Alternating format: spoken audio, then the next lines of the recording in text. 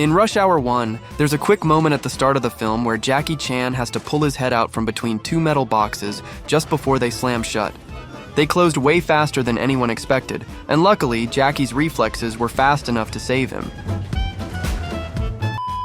In Jackass number 2, what seemed like a simple stunt turned into one of Johnny Knoxville's most dangerous moments.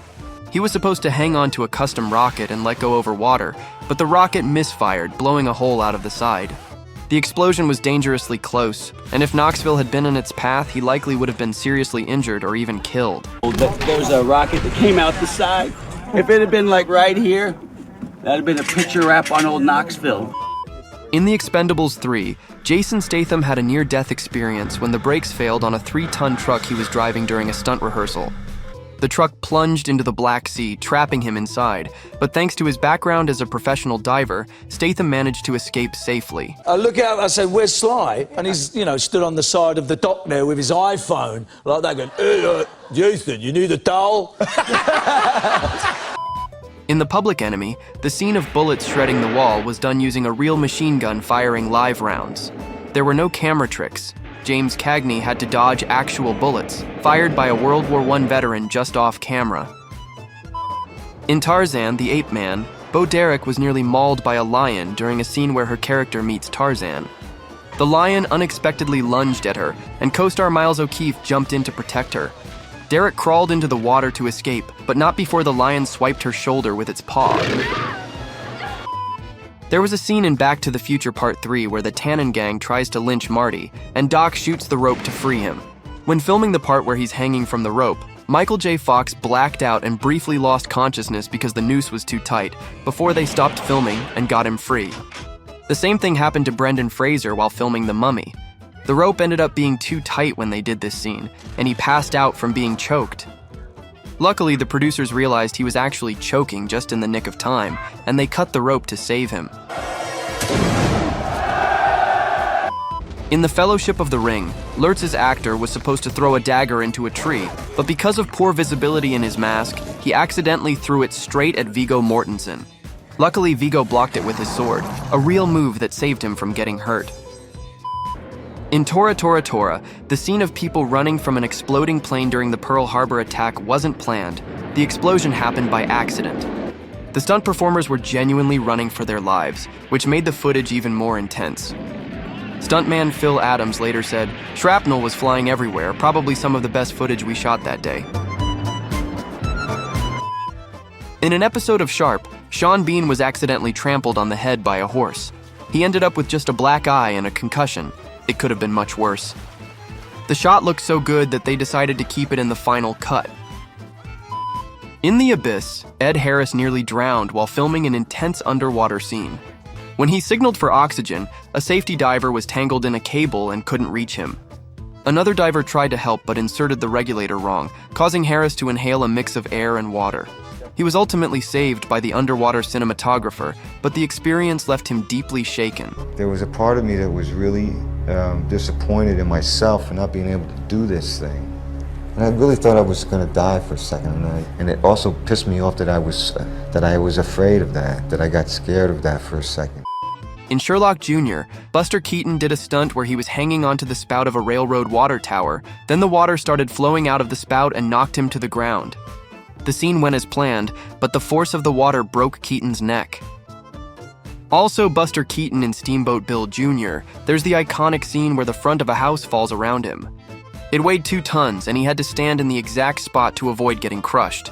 He nailed the timing, but if you look closely, the frame still grazes his left arm as it drops. Jim Caviezel, who played Jesus in The Passion of the Christ, was actually struck by lightning during filming. Not once, but reportedly twice. The first time happened during the Sermon on the Mount scene, and another during the crucifixion sequence. Fuck off. In Deliverance, Bert Reynolds insisted on doing the stunt where his character goes over a waterfall, even though the director wanted to use a dummy. Bert wanted it to look real, but the fall ruptured his spleen, nearly killing him. When he woke up in the hospital, he asked the director how it looked, and the director replied, "It looked like a dummy going over a waterfall in a canoe." During the filming of an underwater scene for It's Always Sunny in Philadelphia, Danny DeVito nearly drowned. Since he's naturally buoyant, the crew weighed him down to keep him underwater. But when the scene ended, the weights made it hard for him to resurface. Luckily, the crew reacted quickly and got him out safely. And you pulled him out of the water, and was he upset? He went straight home. Yeah. It's like, goodbye. In Kill Bill, Quentin Tarantino pressured Uma Thurman to drive faster during a scene, despite her concerns about the car's condition and the road. She ended up crashing and injuring herself, later blaming Tarantino for pushing her into doing the stunt. In Throne of Blood, the climactic scene where arrows bombard Lord Washizu was even more intense behind the scenes.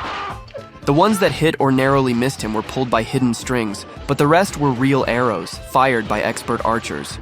So Toshiro Mifune's look of sheer terror was entirely real. In Transformers, Revenge of the Fallen, during the scene where soldiers run from a scorpion-like Decepticon, the actors were genuinely running for their lives. The crew used real explosives to blast the sand, and the cast was warned that getting too close could actually be deadly.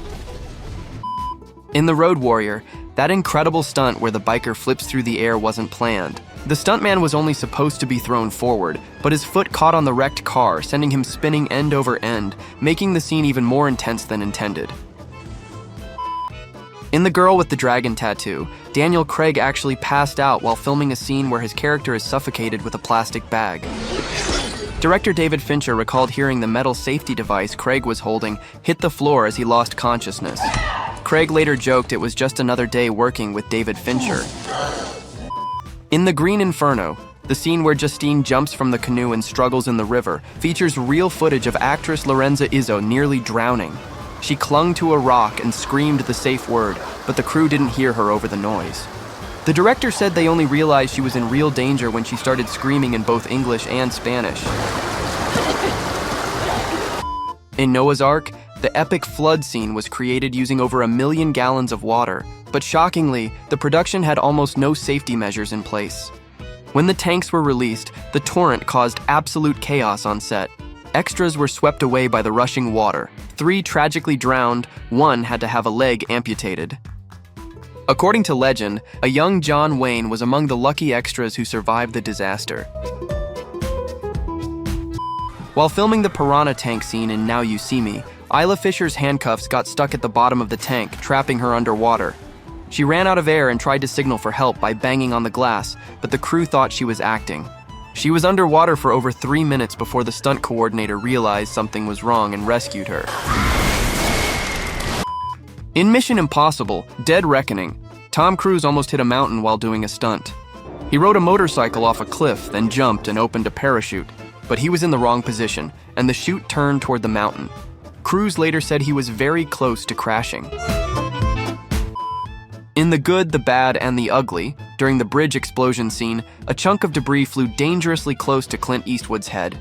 It could have been much worse. The director originally wanted the actors positioned even closer to the blast, but Eastwood insisted they stand farther back.